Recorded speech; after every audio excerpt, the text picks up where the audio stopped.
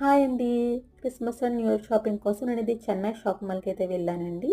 Past 4 ఇయర్స్‌గా కూడా మా ఫ్యామిలీలో ఏ అకేషన్ ఉన్నా కూడా నేనిక్కడే షాపింగ్ చేస్తానండి. అంత బాగుంటుంది కలెక్షన్ అయితే.